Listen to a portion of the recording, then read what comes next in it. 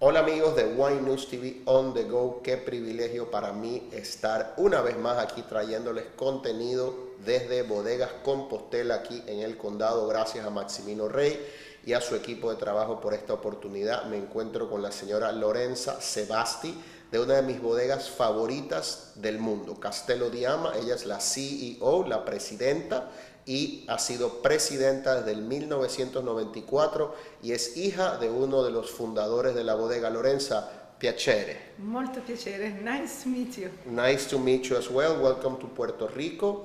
Have you ever been to Puerto Rico before? It's my very first time, but I'm sure that I will come back. You will come back for sure. Have you liked it so far? I did. I love it. I was, first of all, the people. They are really so friendly, so nice.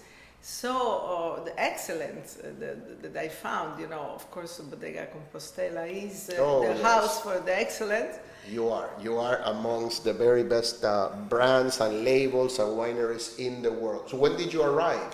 I arrived on Monday night. Okay. I had a flight from New York. It happens that I was attending a very beautiful, exclusive event, the first edition of Venus Icons. Oh, okay. Antonio Galloni decided to make this first salon, inviting 100 wineries only, 50 from America and 50 from all over the world. Okay. And we were very happy because we could pour, special bottles, special vintages, and that was a really nice collector's party.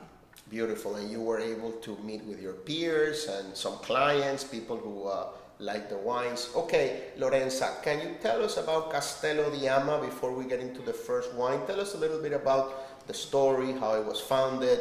You told me off camera that it was your father, one of the founders. Exactly. Tell me about the story bodega. of Ama. I have to go a little bit before my father because I want to say that Castello di Ama is it's important in the history of the Tuscany and the Chianti region.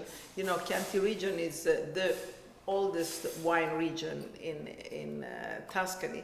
Chianti description from the Granduca Pietro Leopoldo di Toscana in 1773 is that around Ama, around Castello di Ama, there were the most beautiful vineyards, and we already were producing the most important red wines that were already sold in England.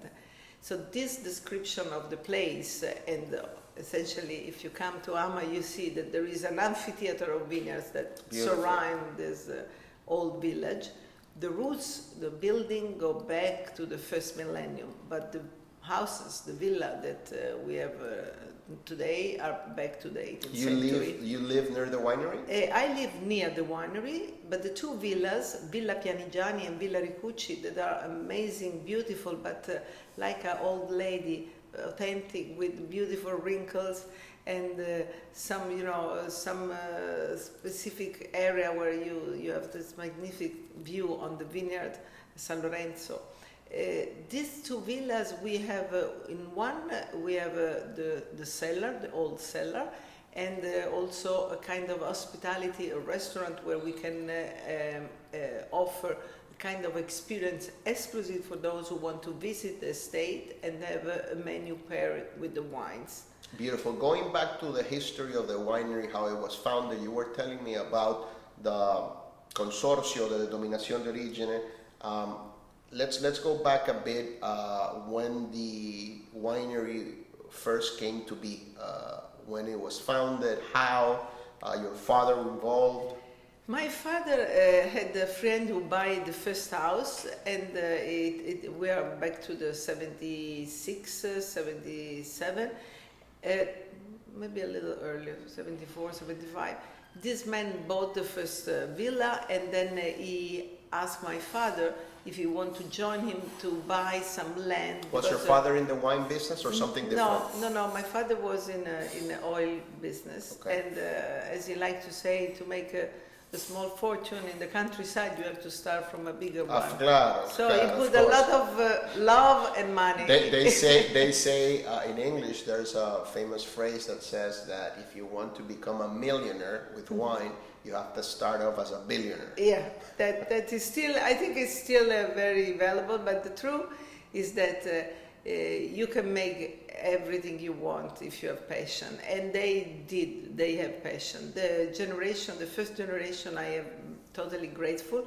At the end, my father came with other three friends. So it happens that they built this company with the partnership of 4 friends, equal.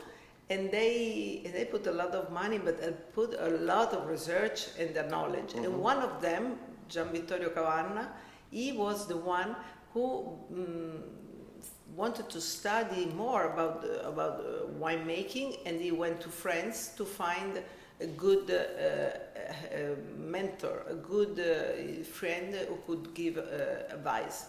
And he found Patrick Leon, that then became the winemaker and director of Mouton Rothschild. Wow.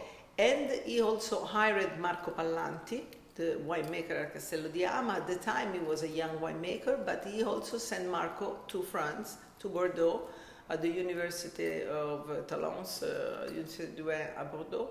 And Marco had the chance to learn, from first source, the culture and what we call the art of winemaking. Is Marco still the winemaker at Ama? Marco is still the winemaker at Ama, and we just feasted this 44 harvest. Wow. And luckily enough, we married, and we have our son that now is also studying winemaking, and he finished his study and is working with us now since 3 years. That's beautiful. So what's his name? it's Arturo Maria. Beautiful. We are How old very is Arturo? happy. Arturo is 27. I have to come and visit and meet Arturo, the next generation. I am sure he's very much involved with social media. Very much. Not only we were, pouring the wine in New York together, because since he finished his study, he had 3 harvests that he spent in Piemonte, then in Sicily. He worked at Tenuta delle Terre Nere with Marco De Grazia. They made what, Nerello Mascalese there? Nerello Mascalese. Yes, and Arturo loved wine, he really does. But then after these 3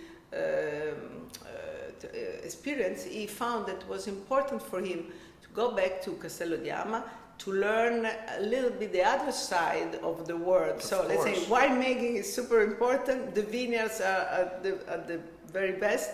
But there is a lot of work that Mommy is doing in the past 35 years, and he wanted to learn how I manage the winery. And so I had a very lucky moment where pandemia blocked everything, and I could say, but okay, I share with you my job, my work, my responsibilities, and see what you can do. And now, after 3 years, I must say that I'm very lucky, because maybe we are in a win-win situation. He can become, the next generation. That's his beautiful. Father As a mother and as yeah, a boss. As a boss, yeah. That's yeah. beautiful. Marco and me, I think we can sleep very, very, let's say, serene for the future of Castello di Ama, if God helps. And the name Ama is because of the region? Ama is a lieu-dit, it's a place. As I said, it's back to the first millennium. Ama is notified as a place. The meaning is not as we all imagine love. No, the meaning is an Etruscan word, so we don't know the meaning. Wow, it's beautiful. This area is all area Etruscan, so this name, Chianti is Etruscan word too. It looks like Chianti, the meaning could be water, because in the Chianti area we have a lot of source of water. But the fact is that the Etruscan is still a mystery. So it's beautiful for me to call Ama as the center of the world. It's really a place to visit. How far are you from the center of Castellina and Chianti, where you see that black rooster, the statue of the rooster? I passed by there many times last year. How far is the winery? It's 20 kilometers from there. Close by. Close by, yeah. I can go by riding my bike there. It's easy. Yeah. Oh my God! I have to come visit. Yeah. I have to come visit. But the fact that if you take the 222, the road from Firenze, La Chiantigiana to Siena, and you pass through amazing vineyards, what I think is so important now is that you absolutely can, a tourist can appreciate the beauty of the landscape, the hills, the difference in altitude, but also the difference in soil. You know, the soil, they change so much. So we are now facing this important, let's say, structured appellation. Chianti Classico has made this UGA, Unione Geografica Aggiuntiva. In all the wines, the Gran Selezione wines, you have this specific name of this UGA. There is a Castellina, there is San Donato, there is San Casciano, there are 11 UGA. And Castello di Ama belongs to Gaiole in Chianti. Gaiole in Chianti. But in Gaiole, we have different soil. So what I am when I receive interview, I like to point out that this appreciation of going a little more deeper in recognize, as you are asking, you have been in a Castellina, how far is Castellina from Castello di Ama, where is Gaiole, where is Radda?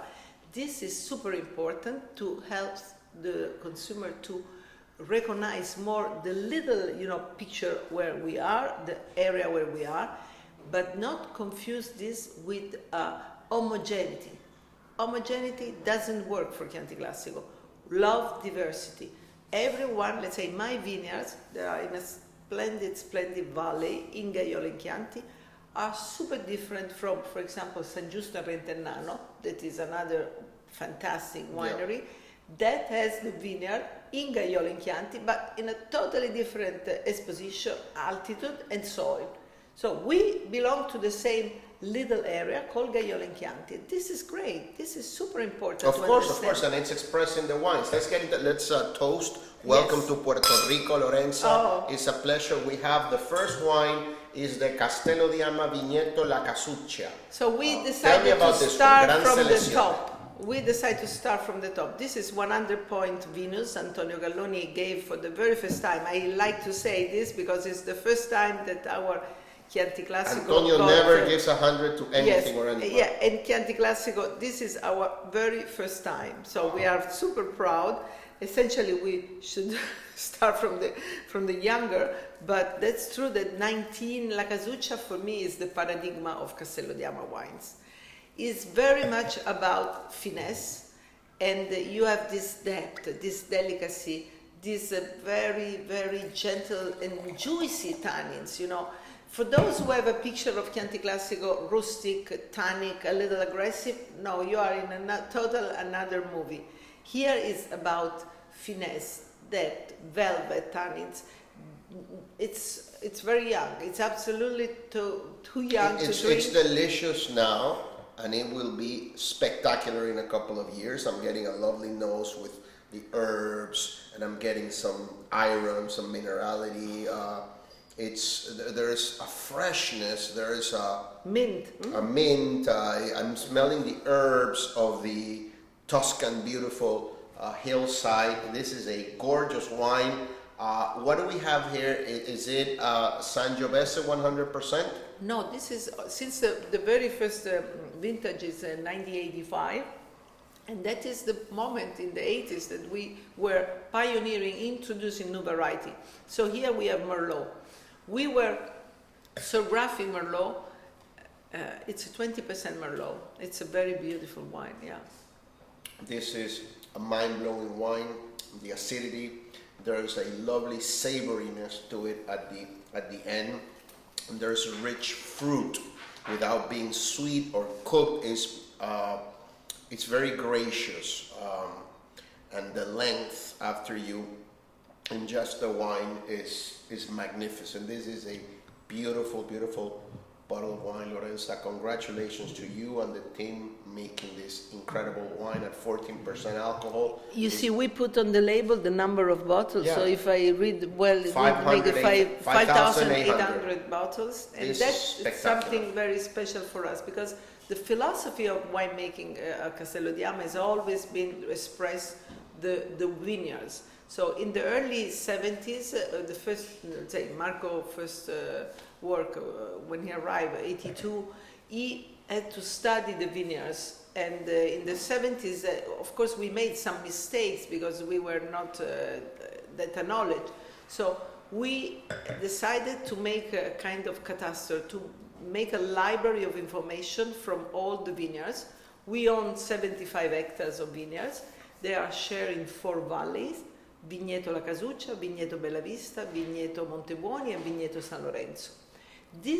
Each valley has sites that can be from 15 up to 23 hectares, for example, Bellavista, but they are shared in 100 parcels, so each parcel is less than 1 hectare. Okay. And each parcel means that you have that soil, that exposition, that variety, that growing system, that year of implantation. So we can say that we are vigneron, wine growers of 100 little piece of land. And that allows us to really achieve the maximum efforts to get the best quality from every little piece. And to make La Casuccia, for example, there are always these 3 parcels that we pick, the Sangiovese and the Merlot, and we vinify separately, and then we age, of course, in the barrel for 1 year, and then bottle aging. I am mind blown. I am moved by this wine. What a privilege to be tasting it with you. This is a wine made by your husband. Yes, yes, yes. Beautiful. Thank you for this opportunity to you. 2019, I must say that for me, you have many 2018 still on the market that are amazing and generous, I would say powerful.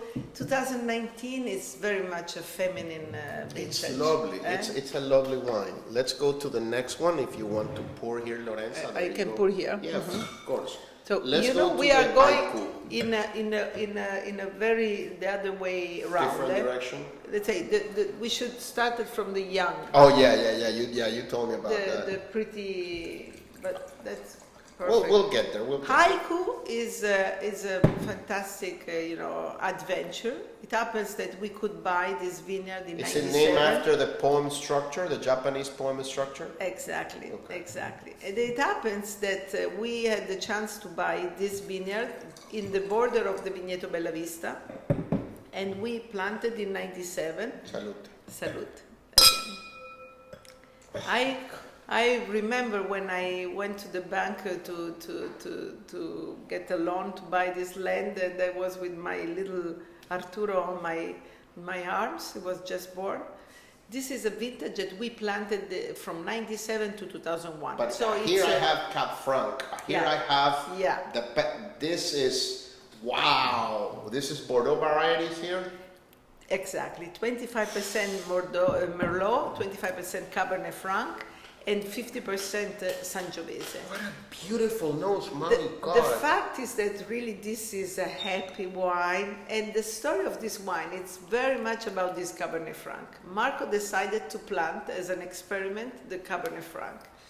And it's so important because, when as a winemaker you have a special, ingredient. The Cabernet Franc, it happens to show so well with this soil. Very calcareous soil, very steep, very nice elevation. And then Marco started, vinifying this variety, and in 2009 he decided to make this blend. And it was extraordinary for us because since La Parita we never make any EGT. Mm-hmm. We always make all our wine Chianti Classico.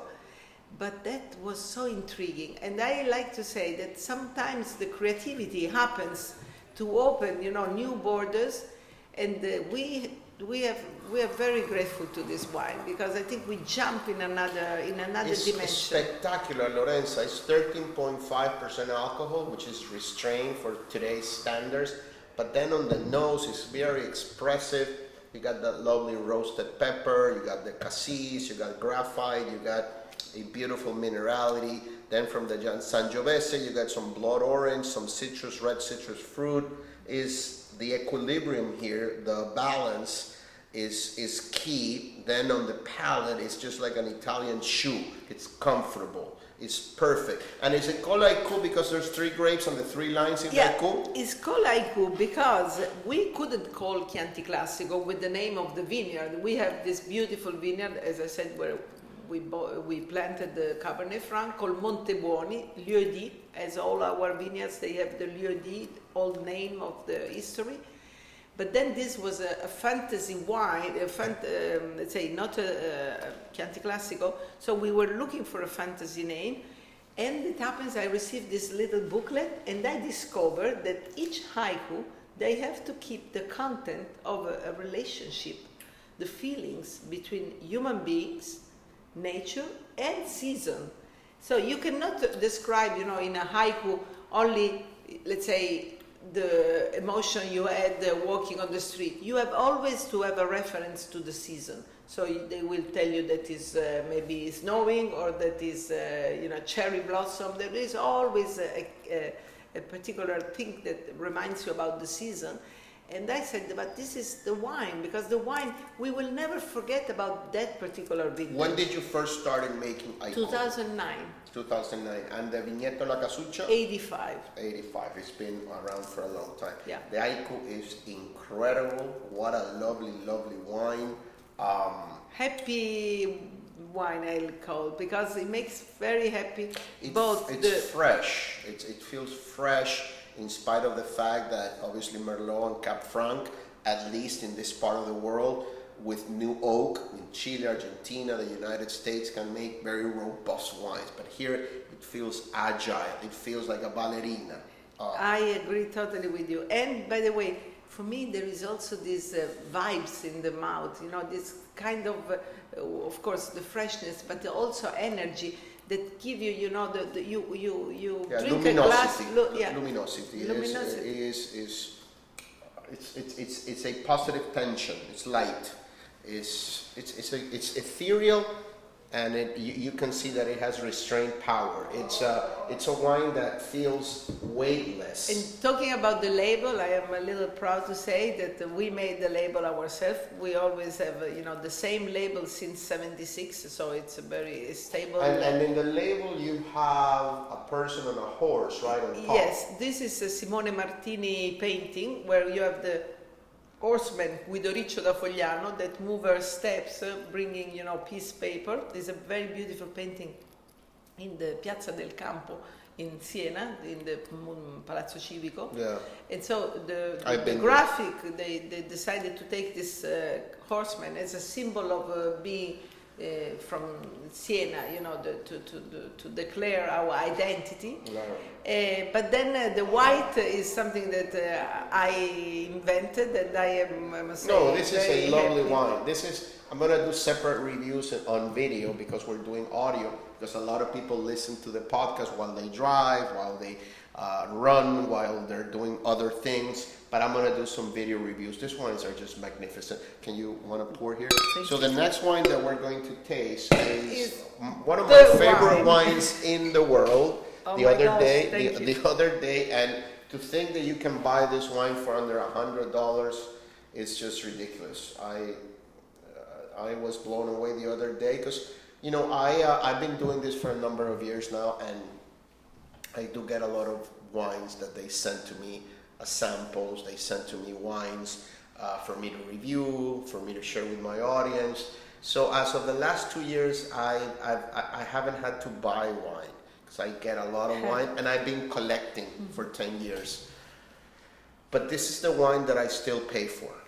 Nowadays, when I want to drink something good, and the other day I met with some of the followers in our social media pages, and every Wednesday we gather. Tonight we have another gathering, and last Wednesday we gathered to sample wines from my and my wife's cellar.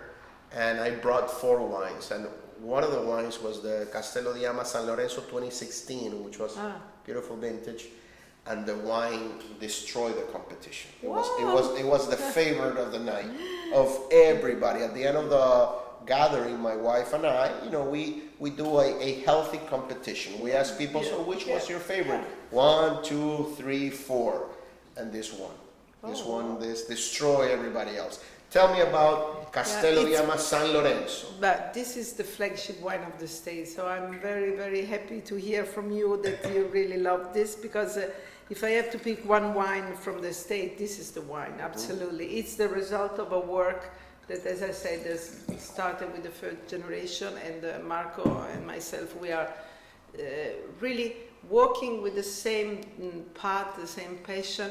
I had the bottle of San Lorenzo 85 just a couple of weeks ago, and I was so happy and so proud to say, we have not betrayed this wine. We are still there. We are, you know, it's like when you find a picture of where you was a student at the university.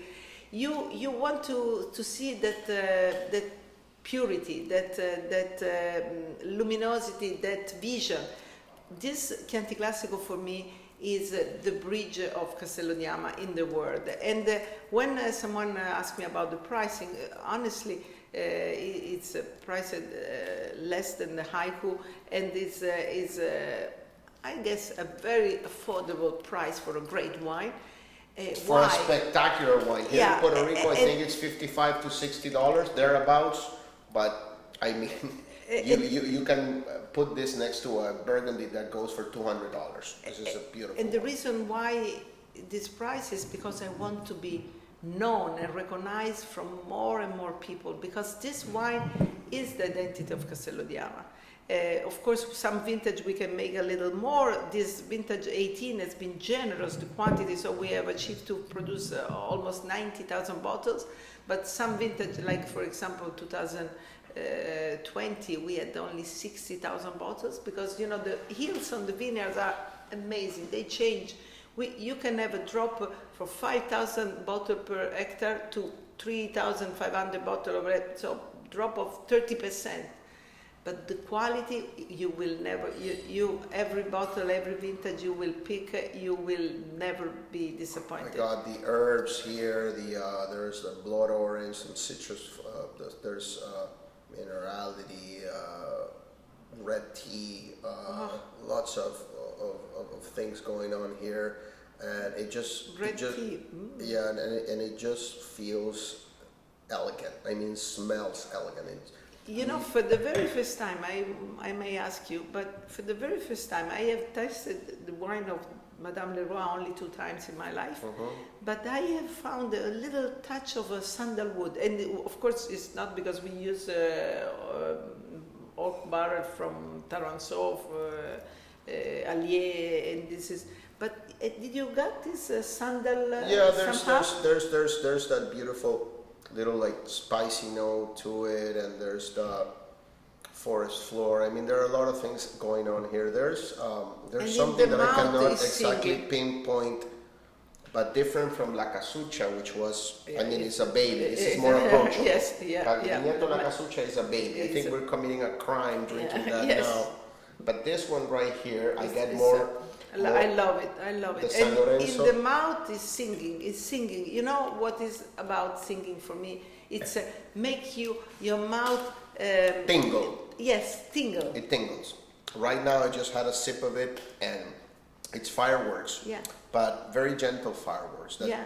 Maybe fireworks without the sound, and fireworks with classical music. Bravo. Maybe, it's, right? Yeah. Wow, the salinity at the end, the minerality. There's a freshness to it at the end. Wow, what a beautiful wine, Lorenza. Those out there, please find Castello di Ama San Lorenzo. You can get it at Compostela. They also have it at the house, at many high-end restaurants as well. This is a wine that I think you pay $60 retail, maybe a bit more at a restaurant, but it's one of the best wines in the market for under $100, period. What a beautiful wine. Thank you so much. Incredible. It's an honor. Thank you very much. And I want to add, you know, thinking about Castello di Ama, you are in Tuscany, you have this cypress view, you have this magnificent... Rosemary. Bravo, you got it. There's rosemary here. I remember waking up this there. This is what I want to add. Yes, you're right, totally. And so I was thinking, you know, this garden where you have all this rosemary, you know... This wine is incredible. Incredible. Okay, so we have 2 wines to go. Yeah. We have this is the wine that I knew, San Lorenzo, the Aiku and the La Casucha, my first time with you. What do we have next? We have a very, let's say, important wine because it's the first release of Chianti Classico Riserva Montebuoni. So the same vineyard that I spoke before, that we bought in '97, it took us 20 years to decide to release our Chianti Classico Riserva. Marco really made a masterpiece. This is a much more, let's say, generous and approachable wine, but it has the same, finesse, silky. I am very proud of this wine. It's my baby, I must say. I have a little push Marco to finally decided to have this selection. It comes from the vineyard Montebuoni. It's almost all Sangiovese. There is a little bit of Merlot. The nose is explosive, but explosive and elegant and vibrant and rich, and it smells like a Tuscan morning. I mean, it's incredible. I love this. It smells like a Tuscan morning, yes. And if you want to really start, a discovering of Tuscany, I would suggest really to go first in the appellation. So you take Chianti Classico, you take Brunello Montalcino, and you make the step. I would start from the Riserva and not from the, let's say, the Normale, because the Riserva put already real fingers in the soil. So you are already really discovering the terroir. What does it mean, the Sangiovese at this peak? When it shows this class, this elegance that you don't find, in the... Wow, Lorenza, this is my first time drinking this. This is the best Chianti Classico Riserva I've had in my life. Oh, wow, Castello di Ama, Montebuoni, believe me, Chianti, because it feels like your Chianti Classico Riserva is the top wine of other wineries. I mean, at this level, because you have wines that maybe in quality or oak treatment or price are above this one, but this wine is just spectacular in its approachability. It's ready now. I'm getting a lot of delicious red fruit, but you obviously have the herbs, you have the minerality, you have the salinity, you have a gorgeous note of the rosemary, again, lavender, lots of herbs here. Some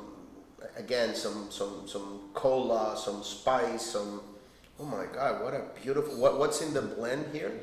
Almost all Sangiovese, and but a little it's just Merlot, a little bit of Merlot, which yes. gives a little bit of unctuosity and weight and a little bit of beef. And the truth is that is a brother of the others. Dama, we have been really caring for Merlot very much because the Merlot in this soil, in this Caro soil, works so well. Since I pour it, I notice the color is lovely, bright, alive. What a wine. Do you know the price in euros retail of this wine? This is I would say €35.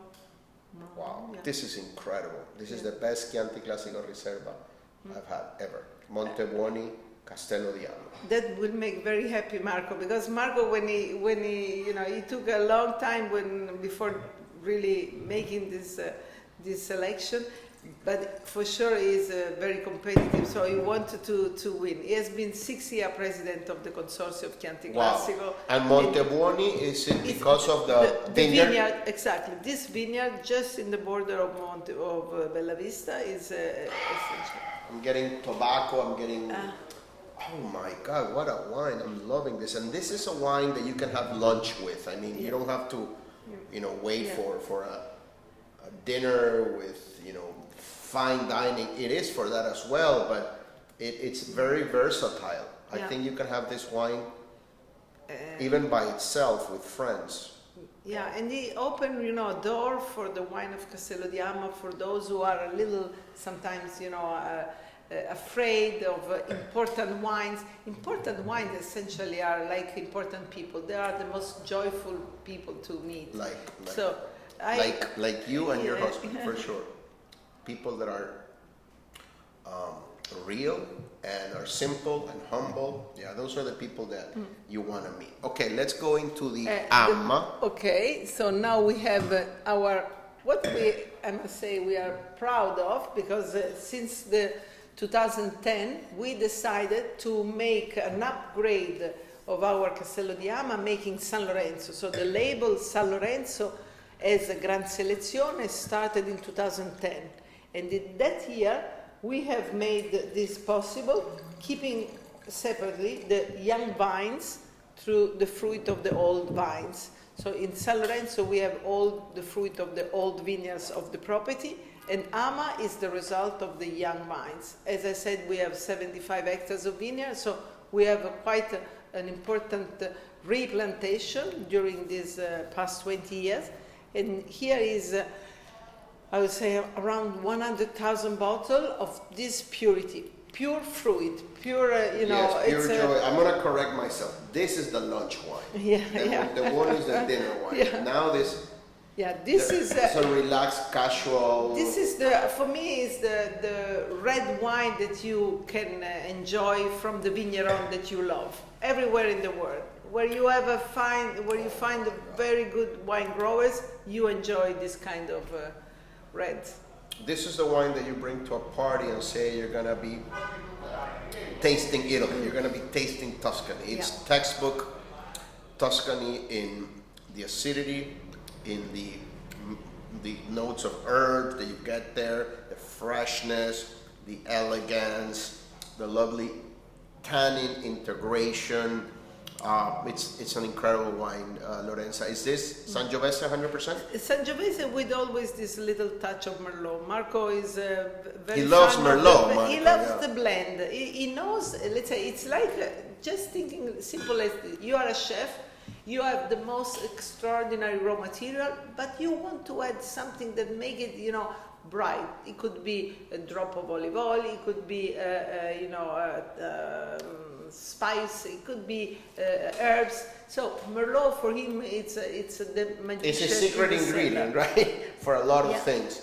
Lorenza, thank you so much. Any other wines that you're in the process of crafting, or some wines that maybe don't get to Puerto Rico, but my audience reaches far beyond? People listen to us from 37 countries. There is a wine that we are not tasting tonight, but we have in Puerto Rico, and I am very keen to say that is growing now in interest and reputation, but we are producing this wine since 97. Which is 1987. Which one? Il Chiuso, Pinot Noir. Oh, wow.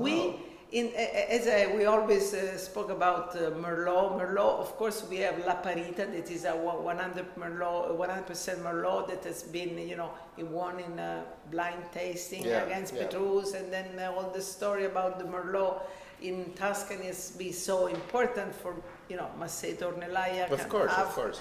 But the same period, we decided to. I've never had La Parita, but I've never had La Parita, but I've read about it. Yeah, but we can have it. But Le Pinot Noir, called Il Chiuso, is planted in 1984 in this beautiful vineyard, a little top on the hill. Okay. So at the time we were looking for a great exposition. Was not really the right decision, but the vineyard is still there. And is planted with the clone of Moret Saint-Denis. Oh my God. So we are producing this Pinot Noir since 1987.